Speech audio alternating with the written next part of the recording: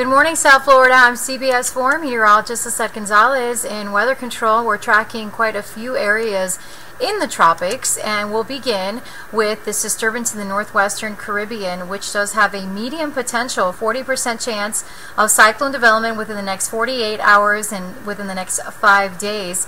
It's a broad trough of low pressure interacting with an upper level low, which is producing a large but disorganized area of clouds and showers. And this activity is extending from the northwestern Caribbean northward across western Cuba to the Florida Peninsula. And actually the trough has moved slowly westward since yesterday, and a weak low is likely to form here near the west coast of Florida during the weekend.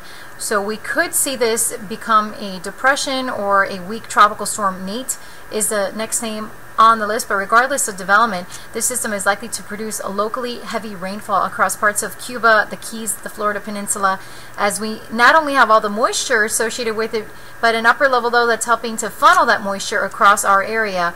So again, we'll be monitoring it closely over the weekend. Heavy rain, gusty winds will more than likely be the impacts.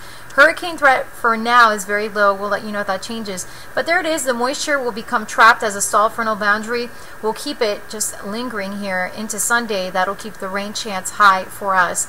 So looking at the big picture, we have the disturbance in the northwestern Caribbean, tropical wave number 1, we'll call it. We have tropical wave number 2, which is currently over in parts of the northeastern Caribbean.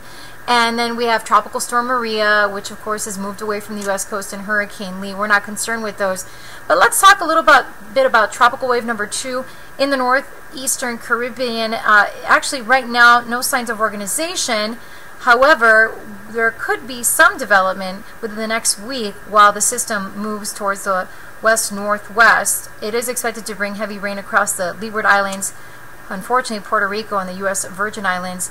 Elsewhere in the tropics in the eastern Atlantic, cyclone development not expected. So here's Tropical Storm Maria as of 5 a.m. It is moving to the east at 21 miles per hour, 510 miles south of Halifax, Nova Scotia. And it is continuing to race off into the northern Atlantic. And right now, just likely going to stay there and just weaken to a depression. Hurricane Lee is a Category 1 and will also be moving into the northern Atlantic and weakening to a tropical storm. Of course, we'll keep you updated on the tropics and your local weather right here at CBSMiami.com.